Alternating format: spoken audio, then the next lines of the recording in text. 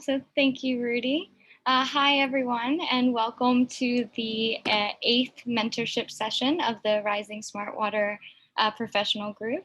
Thank you all for joining. For those of you who don't know me, my name is Shayna Rambos. I'm the events director at SWAN, and it's great to see so many familiar faces here from my side. So this event is being hosted by SWAN, the Smart Water Networks Forum, which is the global nonprofit leading hub for the smart water and wastewater sectors, alongside RiSWP, the Rising Smart Water Professional Group, which is SWAN's professional community for those interested in joining or advancing the smart water sectors. So I just want to give you a short snapshot of SWAN's global members, which represent really the full spectrum of leading stakeholders within the sectors, and really helps to show this sector as idea to pipe and all those elements within there. So you can also see more on the SWAN website. And this mentorship series is really only one of the many things that the RiSWP group is doing. So I encourage you also to check out their webpage. And with that, I will hand it over to Rudy.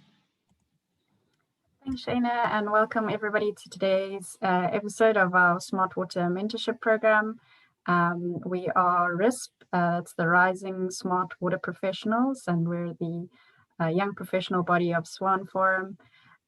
This mentorship program is inspired by Tim Ferriss's book, Tribe of Mentors, where he interviews a number of people with the aim of creating a library of resources, of guiding advice to professionals in all walks of life. And we aim to do that for the smart water sector specifically.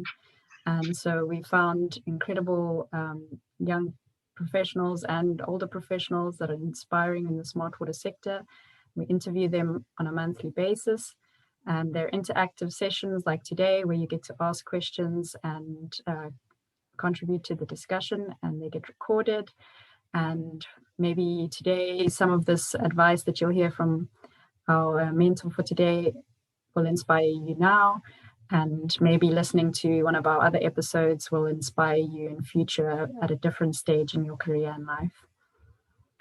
So on the next slide, you'll see a little bit more about RiSWP. This is our leadership team, and some of them are on the call today.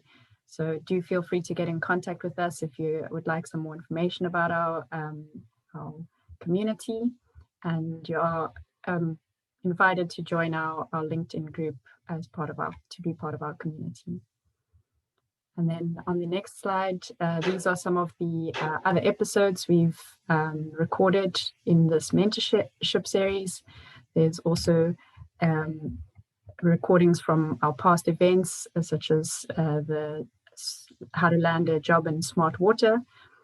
And onto the next slide, you'll see we also have a job career resources page on our website, and there we list a range of resources for young professionals in the job market and how to start a career in the smart water sector.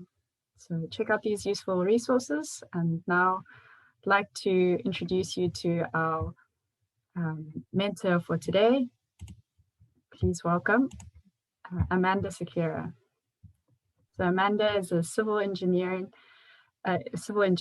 and she says, as a civil engineer intern, she used to manually review CCTV pipe inspection videos for 8 hours a day for Sydney Water in Australia. And since then, she has decided to go and look deeper into this field. She's worked in a variety of places, from design fields, construction and remediation of drainage and sewer pipes in Australia, New Zealand, and in the UK. And then together with Michelle, she started a company called VAPAR with a vision to bring emerging technology into the asset management space and revolutionize the way infrastructure is tracked, repaired, and maintained. Amanda leads the operations, sales, and business administration for VAPAR. So please all welcome Amanda. Thank you, Amanda, for being here. Thanks, Ree. Thanks for that introduction. Really excited to join this session. I've had a look at the previous sessions, and I think having this conversation is really important. So very excited to join. Fantastic. Thanks so much. I'm going to start off with a few icebreaker rapid fire questions. So this is just so that we can get to know you as a person a little bit better. And if you could please respond with the first thing that comes to mind in a short response. So the first question is, complete the sentence, smart water is. Smart water is, I think smart water is about smart people rather than smart tech. So getting the tech to make people smarter. That's what smart water is. Great. And what do people often get wrong about you? Where I'm from, my surname is Portuguese, and I'm from Australia, but I'm actually born in India. That was a part was colonized by the Portuguese, which is where it all gets confusing. Oh, I just lost my list of questions. Excuse me. The next one is, one of your favorite books. Emotional Intelligence by Daniel Coleman. Great book. I also enjoyed that one. What is one must-have part of your typical workday? Coffee. Definitely agree on that one. What is on your nightstand? A glass of water, always. Very good idea. And can you give us a snapshot of an ordinary moment in your life that brings you true joy? I'm going to go cheesy, not because he's listening, but it has to be hanging out with my husband. Oh, sweet. And what is your latest curiosity? GPT-3, which it's basically just a giant neural network that deals with like natural language processing and is capable of doing a huge amount of natural language processing, but machine learning. So it's being progressed now into the next version and is been trained on like billions of data points. So it's actually really, like, you can ask it anything and it will reply to you as a human. So it's very, very sophisticated, and the next version's coming out hopefully soon. Wow, that sounds pretty exciting. I would love to start off maybe then the real questions. Could you tell us a little bit more about VAPAR and what your company does and what your role is in the company?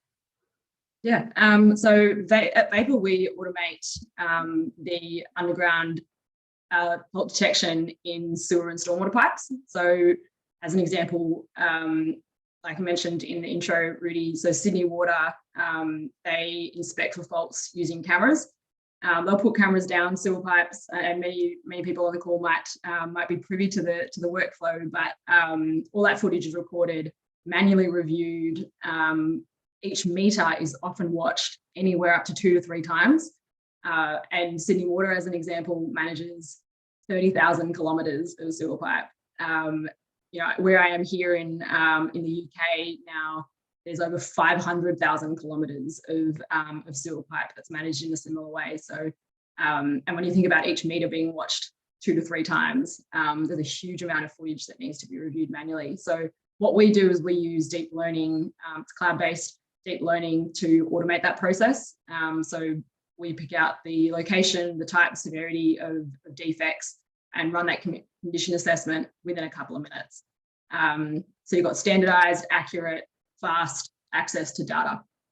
And I'm on the subject matter side. So my background's civil environmental engineering. I used to do this process manually, but my co-founder, Michelle, she hails from so her background is mechatronics engineering.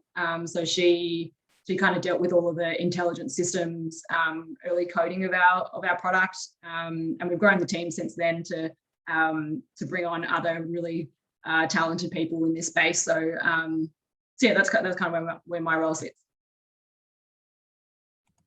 Fantastic. Thank you so much. I think that gives us a bit of a better picture of who we're speaking to and the exciting work that you're doing with VAPAR. So now I'm going to go through a few questions. They're mostly guiding mentorship and career advice, and so they're not specific to what you do on a day-to-day basis, but we will also welcome questions from the audience. So in between my questions, I'll ask some from the audience as well. As audience members, if you have some questions, please put them in the chat box and I'll get you to unmute and ask them yourselves as we go. So question number 1, are there any significant people or events that helped you to get you to where you are now in your career as a smart water professional? Yeah, definitely. I think for me, there was probably two defining experiences, and this was just personal. I actually moved from Australia to New Zealand for my first graduate role, and I think having moved away from home and out of my kind of like normal network of friends and family, I really threw myself into my job and a new environment. And so for me, that was a really, really kind of interesting learning experience to kind of like throw myself into it. And I was on a project that was a really large scale highway construction project. Anyway, long story short, I just did a lot of work to the point where I almost burned out. And it was a really, really interesting experience because that project, I had a lot of ownership. And so after 2 or 3 years of working on that same project, because of the level of responsibility that I had, I kind of walked away feeling like if there's anything that if I worked hard, I was able to actually output something of value. And it was a kind of understanding of an X equals Y correlation between output and or effort and output. Whereas before, I think earlier in my career, it was kind of like I didn't really know what I was doing, and that correlation wasn't necessarily drawn. So after a couple of years, I definitely felt more empowered with the skill set that I gained. And then I moved to India and took up a volunteer role there for 7 months. And that was with entrepreneurs and startup founders, helping them get funding for their startups. And for me, that was really formative again, because I got a chance to meet people who I wanted to be like, and it really gave me an opportunity to put a face to this like founder profile that I had thought it was like 5:30 starts and gym 6 o'clock and 7:30 they're at their desk and are fully across the news and all the things that I didn't think that I was, but what I found was it was passionate people that weren't necessarily going to accept the norm as what they were going to do. So I identified with that in a sense, in a really strong sense, and for me it was kind of like, great, I feel empowered with the knowledge that I have, and meeting people that are like me that are doing something that I want to do was kind of the impetus. Fantastic. Those are very important life experiences as well, and you traveled. That's really cool. The next question is about sort of investment that you've made in yourselves. What is one of the best or most worthwhile investments you've ever made? It's not necessarily money. It could be time or energy or something else. Yeah, interesting. The first thing that comes to mind is probably I actually really wanted to do an MBA after I left New Zealand, and I poured probably 8 months of study into the GMAT, which is like the Graduate Management Admission Test. I poured about 8 months of study into it, paid stupid amounts for an admissions consultant and everything, the whole thing. That you can think of it as an investment. Didn't end up getting the scores or getting the application that I needed to get. It was a bit of a disappointment. But the whole reason I wanted to go do an MBA was to start my own business. So so it was a huge letdown. But I think the investment side of it, and why I say it was worth it, why I think it's worth it, it was just the going through the process, going through the like studying for the GMAT. I actually really enjoyed it. It's a lot of general knowledge. It's a lot of really like grammar. Weirdly, is actually a very, very, very important topic. And it rounded me out in ways that I didn't expect at an age that I didn't expect. So you know, it takes for granted all of these things that you learnt in primary school that you've forgotten. So yeah, I really definitely invested a lot in that process. But yeah, I really enjoyed it. Fantastic. And so you say you didn't really use your MBA? Oh, I didn't even get in. Oh, you didn't get in? Oh, can't believe it. Oh yeah, I mean, I tried, but then a lot of the people that I spoke to, like I tried a couple of times, a lot of people that I spoke to just basically said to me, look, you're in startups, and certainly when I was in India and I was working you know, with other really talented founders and watching them grow, like none of them had MBAs and none of them had, you know, a structured curriculum that they followed. You know, they just, again, were just passionate people. So yeah, I was just inspired by that. Next question is about leadership. What is the most important leadership lesson you've learned, and how has it proven invaluable? Good question. I think for me, the probably the strongest, I've been really, really lucky to have absolutely outstanding managers through my career. And I think for me, the standout was always when, you know, people were asking you to do things that they would be willing to do themselves. So just like almost like followership, you know, this sense of like, you know, I'm not going to stand over here and tell you what to do, but like, let's go together type thing. So yeah, without a doubt, I always believed that the managers that I had would do anything for me. And, you know, I always felt that, you know, I would do anything for them. So I think leadership is just, yeah, investment in people. I like the focus on people, and I'm going to share the limelight a little bit now. I can ask Lanesha to please unmute and ask your 2 questions for Amanda, please.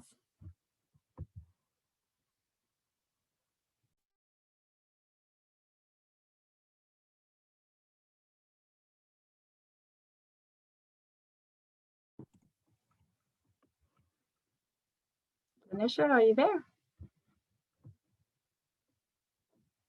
I'm going to ask them in the meantime then.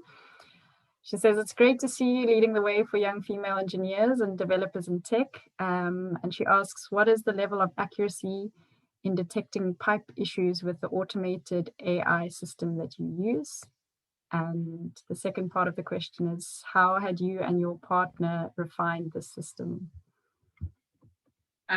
Good question. So accuracy is very difficult to define because it always begs the question, compared to what?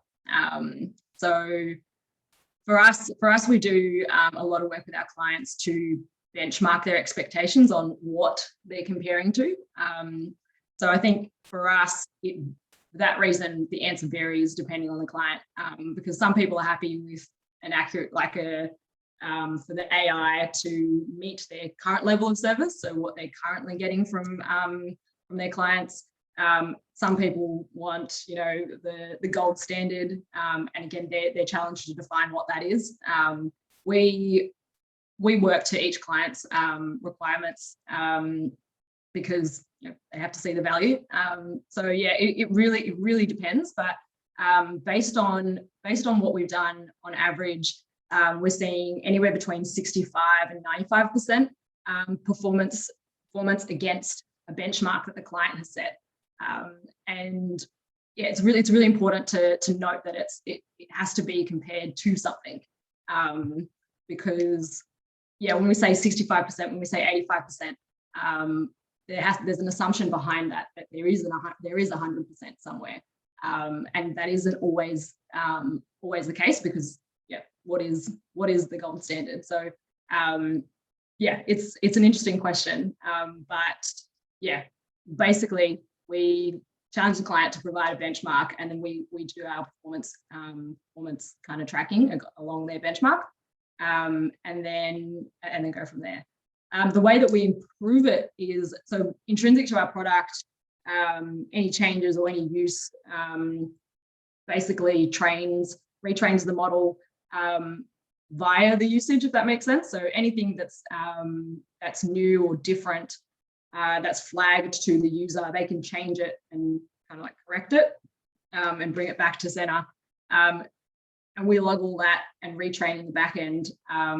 So it is a self-improving process, which makes it very tight retraining loop, which is helpful.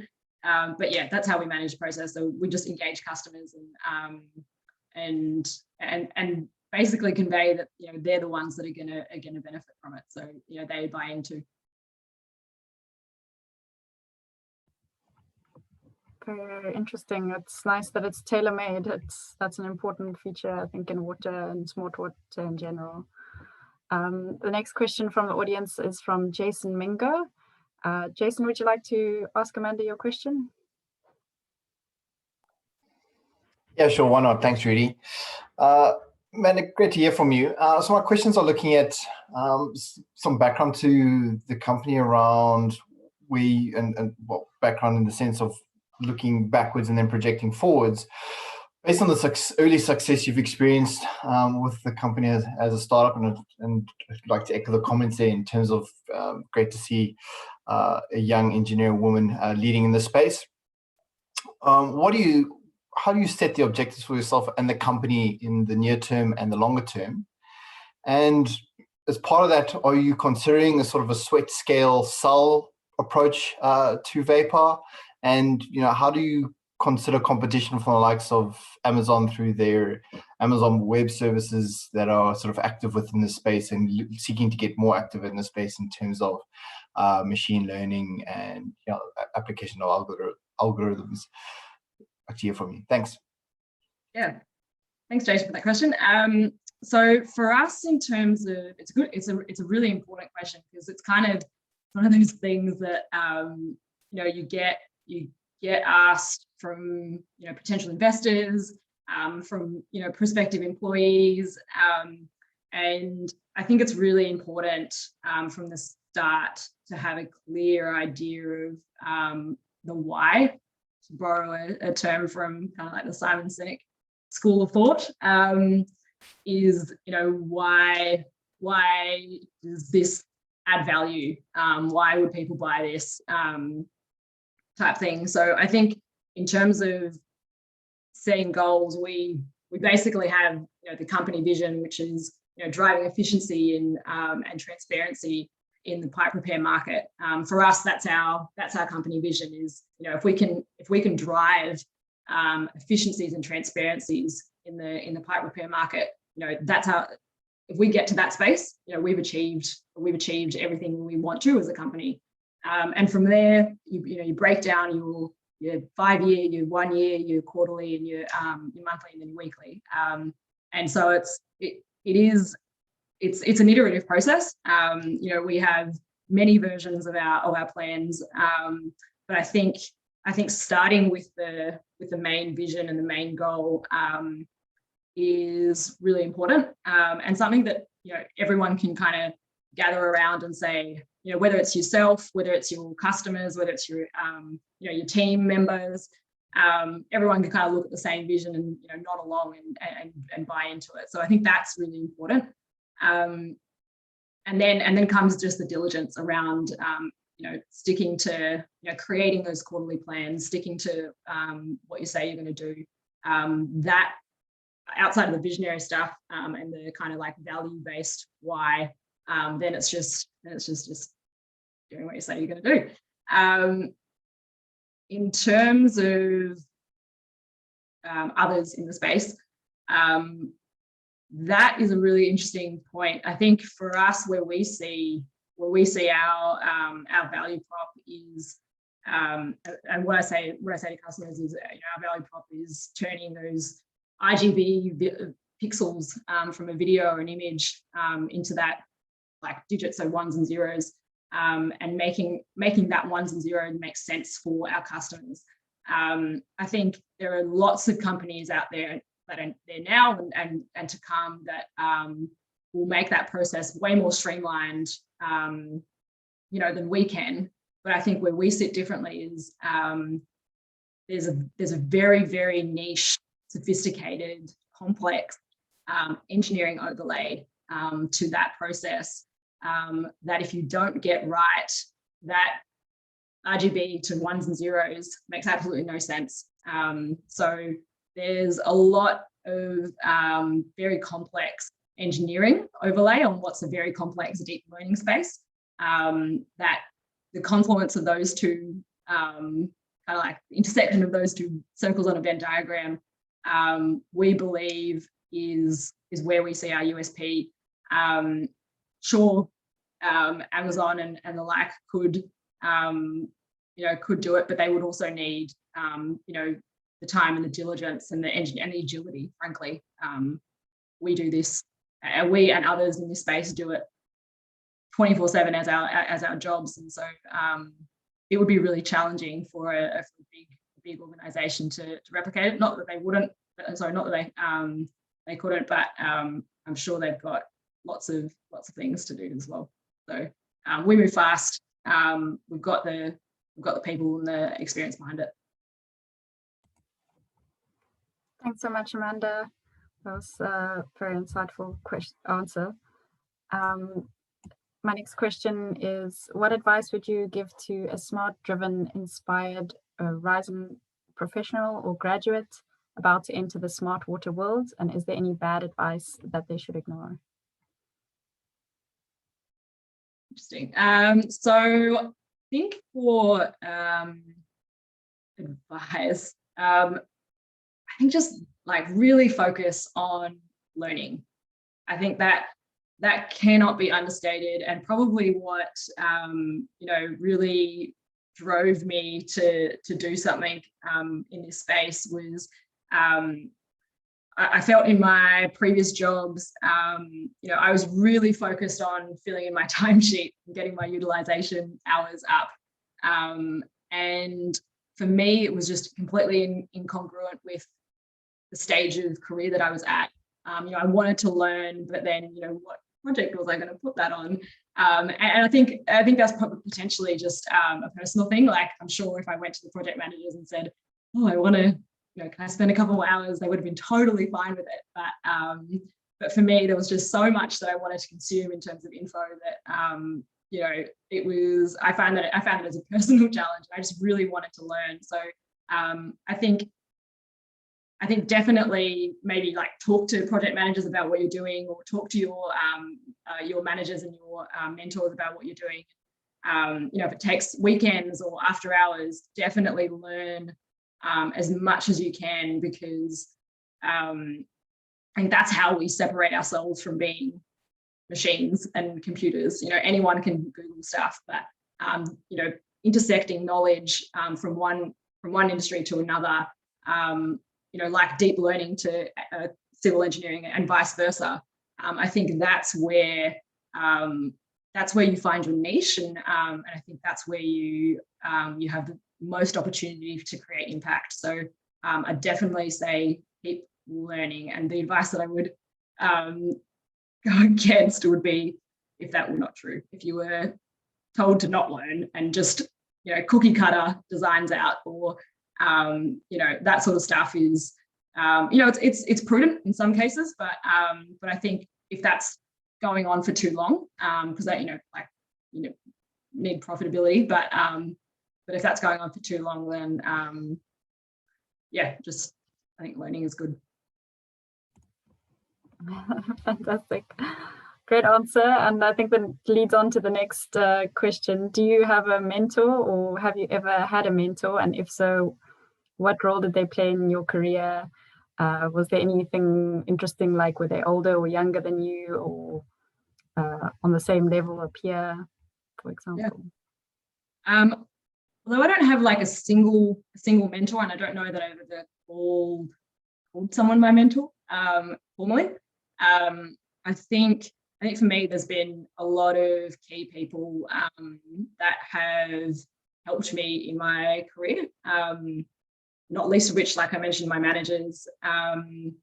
They were all older than me, but and more experienced. But I think, without a doubt, and I think it's probably a function of experience, is that they all, whatever advice they gave, it was lived advice. It wasn't kind of lip service, or like I'm really good friends with some founders of like companies that have sold for hundreds of millions of dollars, and I just hang off their every word of advice, because it's just like, holy crap, like that is, you can't read this stuff in a book. Like this guy or this lady has actually lived this advice. So I think without a doubt, the mentors or the advice from people that I hold in greatest weight is people that are, have done what they're asking me to do. I think that's why we're here. We're looking up to you in that same light. I'm going to ask Amrita from the audience to ask her question next. Amrita? Yeah. Thank you, Rudy. And thank you, Amanda, for joining the session as mentor and giving us more energy and motivation in the sector where young engineers, especially female engineers, are trying to strive and thrive something in the smart water sector. And my question is, what was the first project experience from VAPAR in smart water space, and how challenging and interesting was it to secure the funding? And the second one is, do you have any specific tips, recommendation for young aspiring engineers, entrepreneurs in the sector, especially for the female leaders? Thank you. Good. And the questions are great, because it's making me laugh, making me think back to the first actual legitimate first project that we did. We didn't even have the product for it. So I remember it was just like a DOS screen. So I don't know if that makes sense, or it's just like a black screen with like white writing. It was just press a button, and then an AI prediction came up. So there was no user interface at all. It was very, very rudimentary. It was a shock to everyone that we got funding for it. But I think, again, it came back to us just having a convincing answer to the why. Like, it wasn't so much about the actual product as it was about buying into the solution. The customers that we came to first were like us, from industry, and was like, this needs to be solved. It's manual, it's expensive, it's slow. There has to be a better way. So for us, it was hard from a product sense, because you needed the funding and you needed the team to build the product. But in terms of getting it, I think the fact that we were from industry. So I actually worked at a council before, and the first customer was a council. So that was an easier, more compelling sell. But yeah, it was not ideal. But from that one project, we were able to go, okay, we've got this one project, and we're able to turned that into a government grant, and then we turned that into an accelerator program, and we turned that into funding, and then so it just kind of it snowballed. So it's first one's always hard, but just got to kind of stick with it. Which kind of leads me on to the second your second question, which is what is the advice for the people looking to start up? Persistence. Persistence, I think, is key, because it's as much a science as it is an art. So I think if you're open, and this is why engineers lend themselves quite well to startup world. If you look at the startup founders, a high percentage of say are engineers, because there is a diligence, but also a science behind it in terms of it's a numbers game. Like you've got to hit as many, not hit, but prospect as many people as you can, understand that only 5% are going to give you the time of day, and then take that feedback, re-engineer your product, go again, and so it's a very iterative process, but it'll only work if you persist and adapt. So I think persistence is key. But I actually, sorry, the last thing add in there is something I really like, and I reflect on every time I find myself in trouble is this equation, and it goes pain plus reflection equals progress. And so whenever there's a time that I'm like, I think it's really, so it's not only persistence in isolation, because you can persist on banging your head against the wall as well, and that's not going to get you anywhere. So I think you need to take the time to think about and adapt and learn, and that's how you move forward. But definitely persistent. Thank you so much. That's really interesting and inspiring. Thank you. Thank you. And another question from Shirley. Shirley, would you like to ask your question? Sure. Thank you, Rudy. Thank you, RiSWP team. Hi, Amanda. We're first of all very proud to have you and VAPAR as a very strong SWAN member. So cheers to you and for these great insights. Very connected to Amrita's fantastic question is really for the aspiring entrepreneurs in this group. Knowing what you know now, right? VAPAR's been around, if I'm not mistaken, 3.5 years. You've been scaling in this very niche sector. What advice would you have, in terms of maybe doing things differently than when you started out? Like if you could go either back in time or just kind of from the lessons learned, what would you have done differently? It's a good question.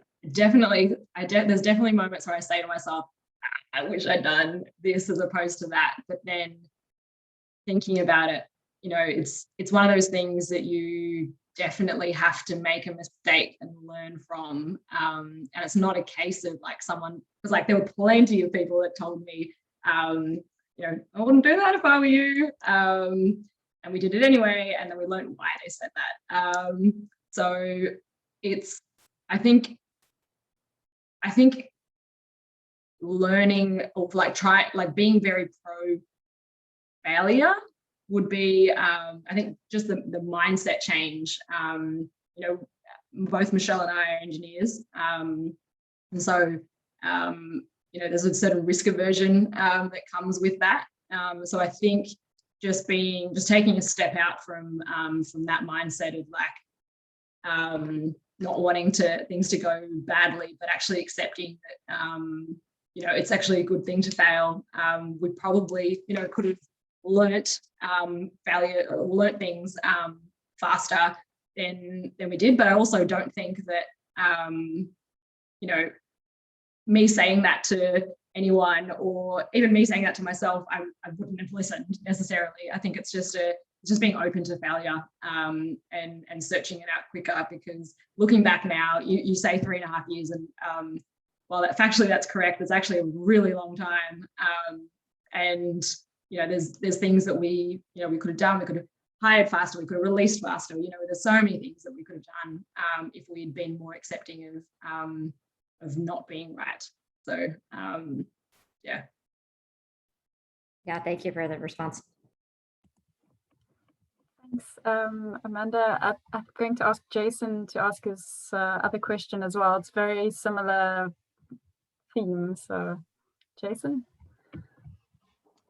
Yeah, thanks, Judy. It really is building on those two questions in terms of trying to understand. So, I mean, you mentioned risk aversion as sort of having a background and training as an engineer.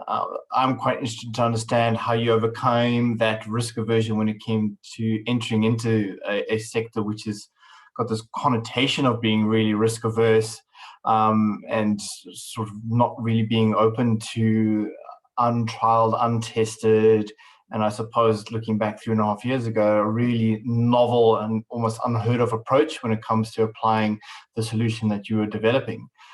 So what were some of those kind of barriers that you experienced, and what was your experience of them in terms of really breaking through them?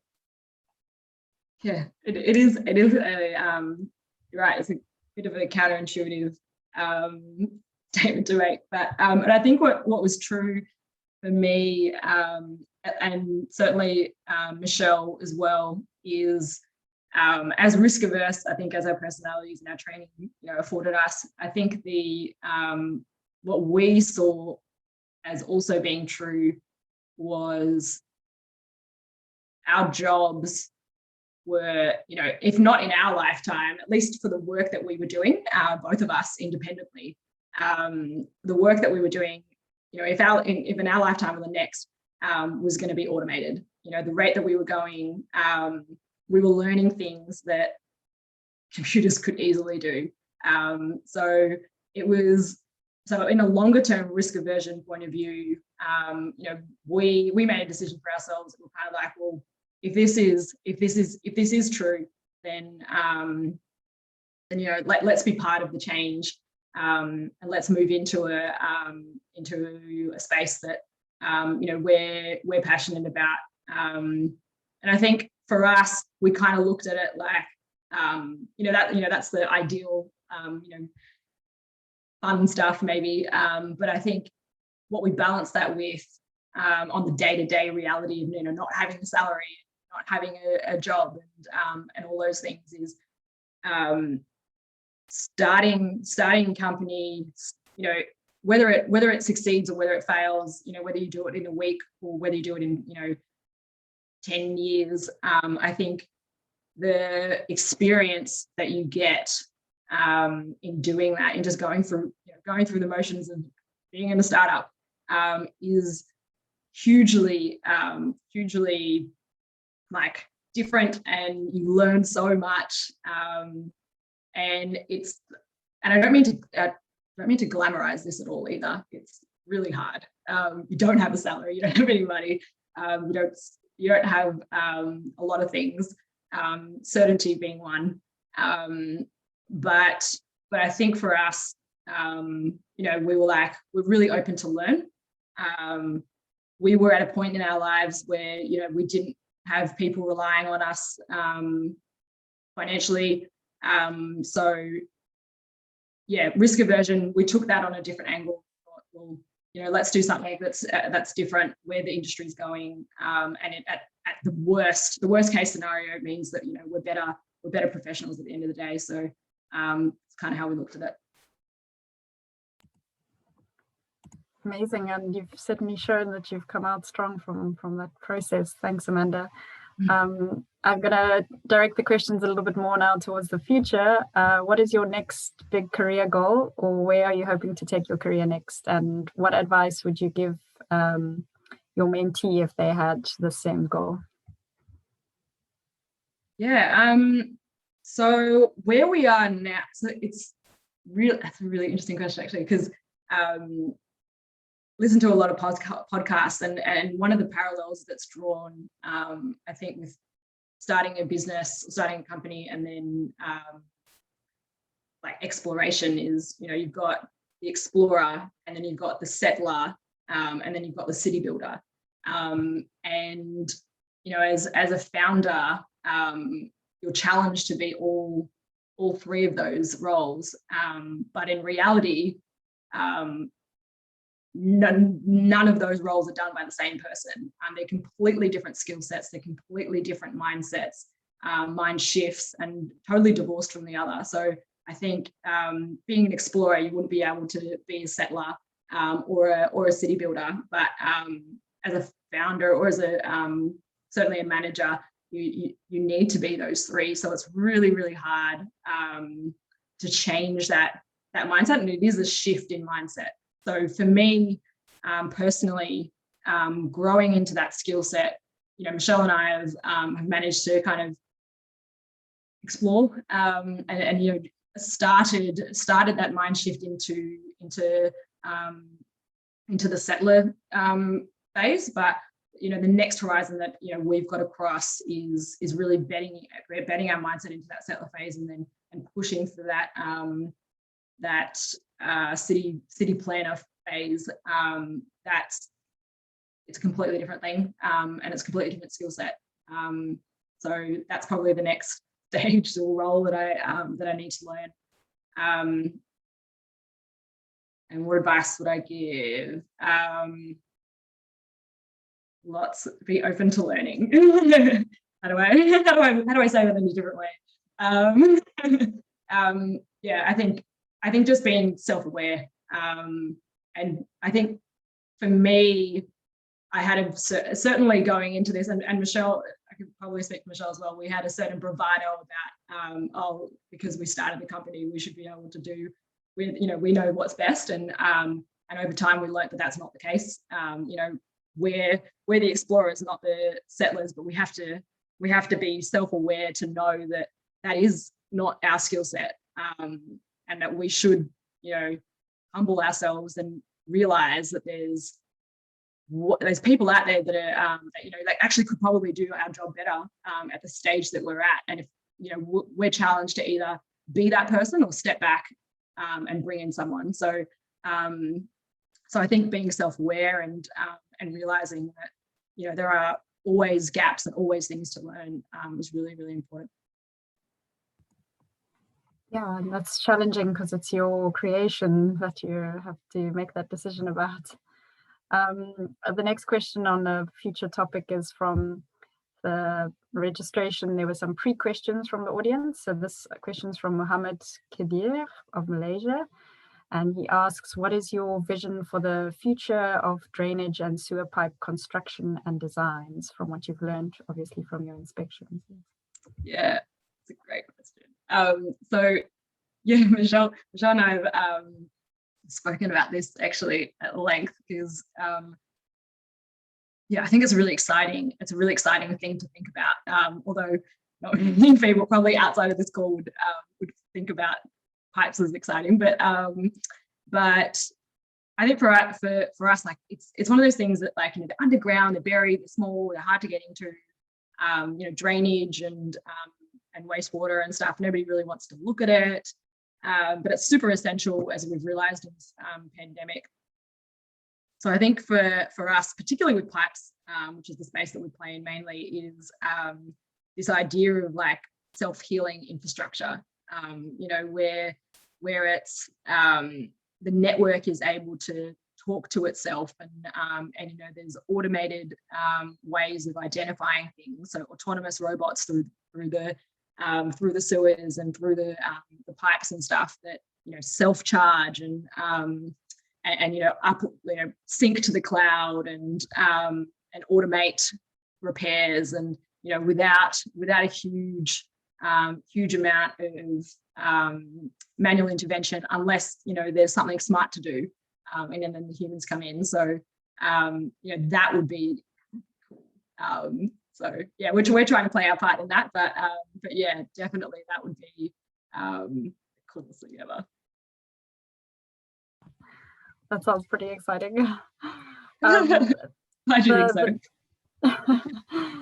The next one is about climate change. So, but also looking at the future, what challenges and opportunities does climate change pose for water or wastewater networks, and how can your technology or other new technologies help overcome these?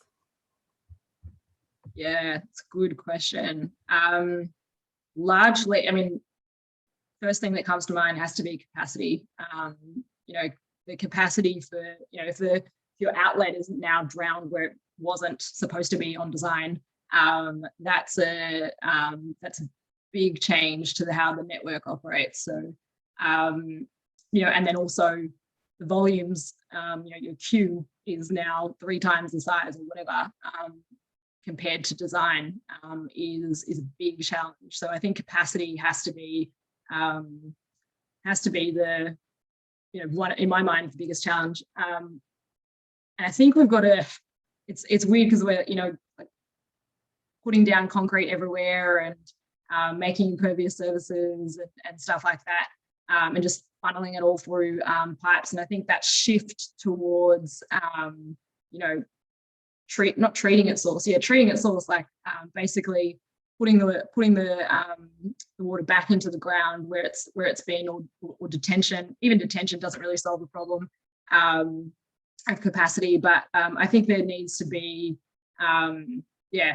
smarter solutions around capacity, because there's going to be a big problem. And even looking back to how things were done before, and trying to come at like just greening our cities, something as non-tech as that, greening our cities, impervious concrete, stuff like that. Thanks, Amanda. There's one last question from, I think, Emma. Emma, would you like to ask your question? Yeah, I'm actually.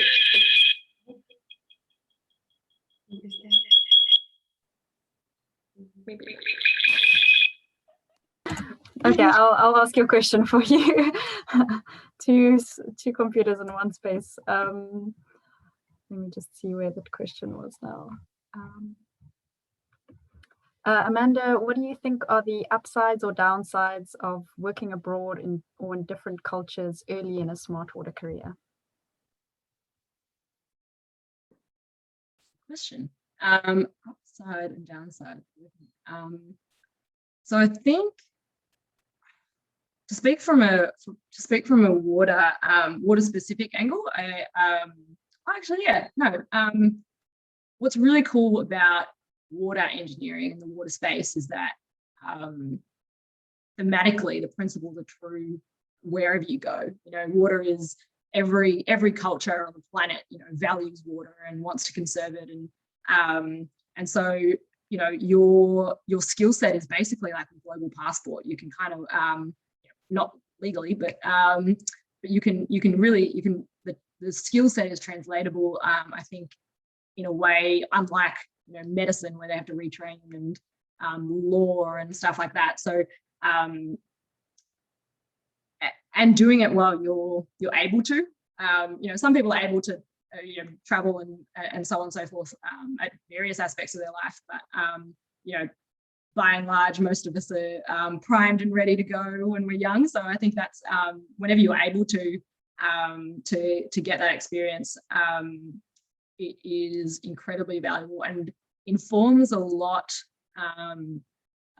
about the way you approach things. And I think that's probably true of everything, like travel broadens the mind. Similarly, you'll learn a lot, because, as an example, Australia, where I studied and worked, very dry where I am compared to where I am now, England, which is very wet. And so just kind of like that balance of how water is treated here, treated in every sense here. And yeah, it's just really, really interesting. And you kind of take that with you, and your new employer, your next employer will benefit from that, as will you. So definitely highly recommend. Thanks so much, Amanda. And I think that comes to the end of our session, unfortunately, but thank you so much for joining us. It was a fantastic session and I've learned a lot. And as Emma said, I think I must tattoo that equation on my on my arm. It's a great one. I should do that too. Thanks guys for including me. Really appreciate it.